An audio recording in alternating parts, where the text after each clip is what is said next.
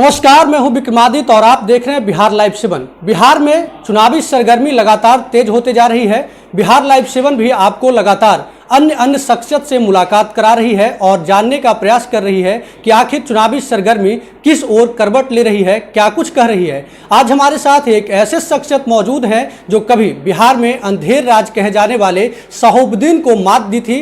वही शहाबुद्दीन जिनका खौफ पूरे बिहार में है, यूं कहें कि पूरे देश में है। हमारे साथ बात करने के लिए मौजूद हैं भाजपा के वरिष्ठ नेता और पूर्व सांसद ओम प्रकाश यादव। ओम प्रकाश जी, स्वागत है आपका बिहार लाइव 7 में। बिहार लाइव 7 के दर्शकों को हमारे तरफ से बहुत बहुत शुभकामनाएं।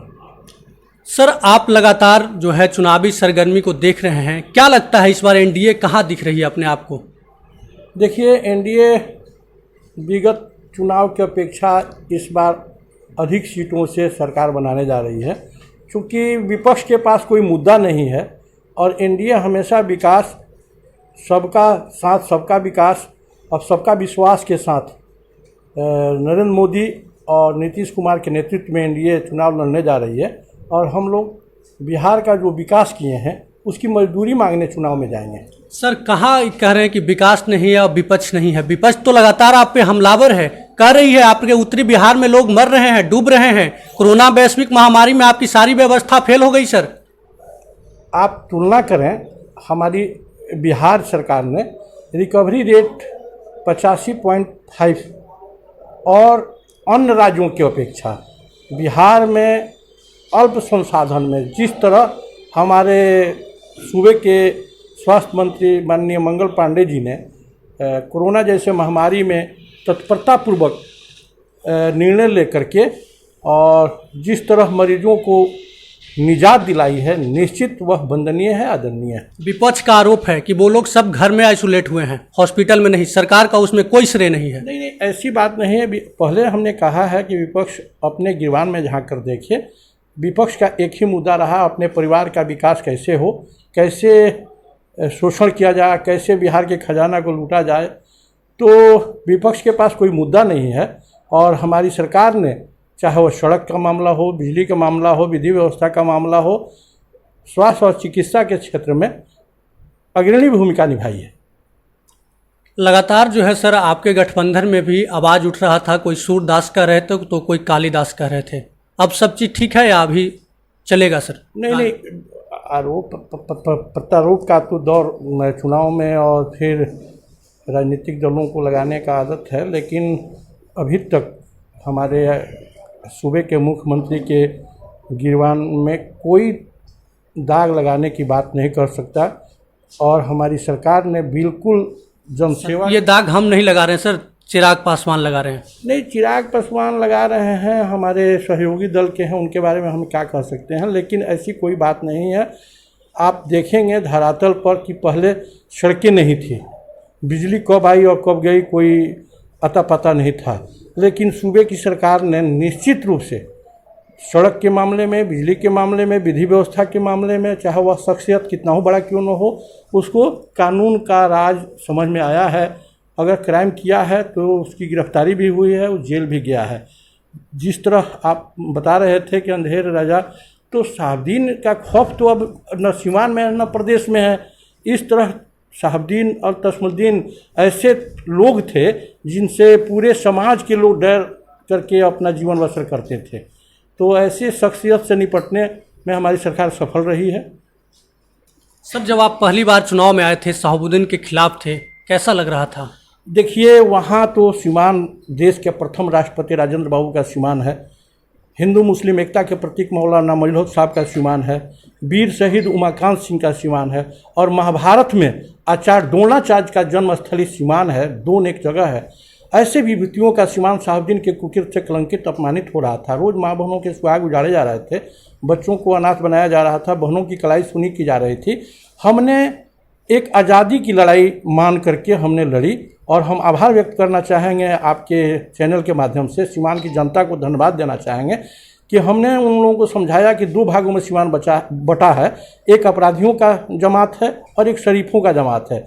जिस दिन शरीफ लोग संगठित हो जाएंगे, दमन दबाव से ऊपर उठ करके इन अपराधियों का विरोध करेंगे, तो फिर से अमन चैन शांति कायम हो जाएगी और वही हुआ। साहबुद्दीन को हम निर्दलीय हराए, फिर भारतीय जनता पार्टी से हराए। और आपको बता दें कि वहाँ मीडिया प्रशासन के लोग बिल्कुल पंगे बने हुआ करते थे।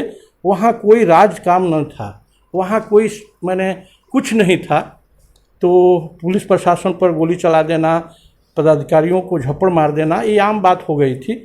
ऐसी अराजकता में हमने उनका विरोध किया और हम बधाई देना चाहेंगे सिवान की जनता को कि निर्भीकता के साथ जिस तरह हमने लड़ा, कफन लेकर निकले थे और सिवान के लोगों ने मुझे लोकसभा भेजने का काम किया। लेकिन दूसरी बार आपको लोकसभा का टिकट काट दिया गया। नहीं, तीसरी बार टिकट कटा तो हमने सोचा कि देश में एक मजबूत नेतृत्व मिला है नरेंद्र मोदी के नेतृत्व में, जिन्होंने देश की उलझी हुई समस्या को सुलझाने का काम किया, चाहे 370 हो, राम मंदिर का मुद्दा हो। ऐसे समस्या से उन्होंने देश को निजात दिलाया है। तो उनके हाथों को मजबूत करने के लिए हम लोगों ने वहाँ जेडीयू उम्मीदवार को जिता कर ले गए। सर, अभी आप जहानाबाद में मौजूद हैं, शायद मुझे जानकारी होगी कि आपको भी ये जानकारी है, एहसास है कि जहानाबाद में पिछले कई दशकों से बीजेपी लगातार एक्टिव मोड में रहती है। चुनाव का वक्त आता है, कई लोग क्यास लगाते हैं, लेकिन जब चुनाव करीब आता है, सीट बंटवारा होता है, उसके बाद गठबंधन के खाते में चला जाता है और यहाँ के बीजेपी कार्यकर्ताओं को निराशा हाथ लगती है। क्या इस बार फिर से दोहराया जाएगा निराशा? देखिए, नहीं, यहाँ के भारतीय जनता पार्टी के एक एक कार्यकर्ता को मेरा वंदन, अभिनंदन। जिस निष्ठा ईमानदारी के साथ वर्षों से गठबंधन धर्म का पालन करते हुए इन लोगों ने काम किया है, उसका हम नमन करते हैं, अभिनंदन करते हैं। और जब हम प्रदेश में जाएंगे तो प्रदेश में तो इन लोगों की आवाज़ को रखेंगे ही। अपने आदरणीय राष्ट्रीय महासचिव और बिहार के प्रभारी बड़े भाई राज्यसभा सदस्य भूपेंद्र जी से भी अनुरोध करेंगे कि कम से कम जहानाबाद में, लोकसभा तो मिला नहीं, कम से कम एक सीट पर तो भारतीय जनता पार्टी कमल चुनाव चिन्ह के तहत चुनाव लड़ा जाए, ताकि कार्यकर्ताओं का मनोबल बना रहे। सर, पिछले 3 चुनाव से यही आश्वासन देख रहे हैं, लगातार लोग आते हैं, यही आश्वासन देते हैं कार्यकर्ता को मिलेगी, और अंततः ये होता है कि यहाँ आपके बीजेपी के जो चिन्ह है उसको जलाया जाता है, उस पर लाती मारा जाता है, नाराजगी सामने आता है और फिर कार्यकर्ता जुट जाते हैं। नहीं, यहाँ देखिए, देश देव दुर्लभ कार्यकर्ता भारतीय जनता पार्टी के लोग अपने पद के लिए नहीं, राष्ट्र के नवनिर्माण के लिए, समाज के नवनिर्माण के लिए, समाज में कैसे वैभवशाली राष्ट्र का निर्माण हो, इसके लिए काम करने वाले लोग हैं। इन लोगों की त्याग को, इनकी तपस्या को हम नमन करना, अभिनंदन करना चाहेंगे।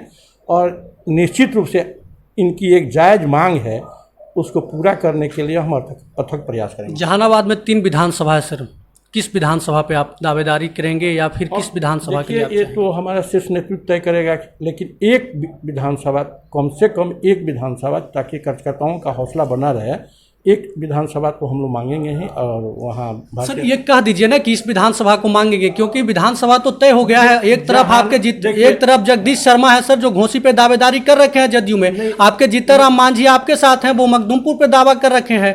तो जहानाबाद बचता है, यहाँ से शिक्षा मंत्री भी अपनी तैयारी कर रखे हैं, तो आप बताइएगा ना। नहीं, जहानाबाद और कार्यकर्ता कहाँ तैयारी करें? मखदूमपुर और जहानाबाद, 2 में से कम एक सीट तो हम लोग मांगेंगे हम लोग 2 सीट। लेकिन लोकसभा दिए हैं तो उसके बदले में हमको 2 सीट दिया जाए, लेकिन एक सीट पर तो निश्चित रूप से इस चुनाव में हम लोग कमल खिलाएंगे। सर, एक बिहार में तेजी से चर्चा है कि ओम प्रकाश यादव के पुत्र भी इस बार चुनाव में आ सकते हैं, कितनी सच्चाई है सर? देखिए, हमारे इकलौता लड़का चंद्रविजय उर्फ हैप्पी यादव सिवान जिला युवा मोर्चा का जिला अध्यक्ष है। अगर वह मांग करता है तो जायज़ मांग है। जो लोग राजनीति में आए हैं तो कोई तपस्या करने आया नहीं है, मंदिर में कोई पुजारी बनकर आया नहीं है, मांग उसका जायज़ है, हम उसका समर्थन करते हैं। ओम प्रकाश यादव अपने आप को कहाँ देख रहे हैं इस चुनाव में? देखिए, इस चुनाव में हमारी प्राथमिकता होगी कि प्रचंड बहुमत के आधार पर एनडीए जीत कर आवे, फिर से सरकार बने, ताकि गौतम बुद्ध और महावीर का बिहार, लोकतंत्र का उदय और लोकतंत्र देने वाला बिहार, फिर अपराधियों के साम्राज्य कायम न हो, फिर जंगल राज कायम न हो। तो तन्मय होकर के हम लोग लगेंगे और एनडीए का प्रचंड बहुमत प्राप्त करें, जनता से आशीर्वाद मांगेंगे। मुख्यमंत्री नीतीश कुमार होंगे या कोई और चेहरा? नहीं, मुख्यमंत्री नीतीश कुमार होंगे, उन्हीं के नेतृत्व में हम लोग चुनाव लड़ेंगे। हमारा केंद्रीय नेतृत्व ने निर्णय ले लिया।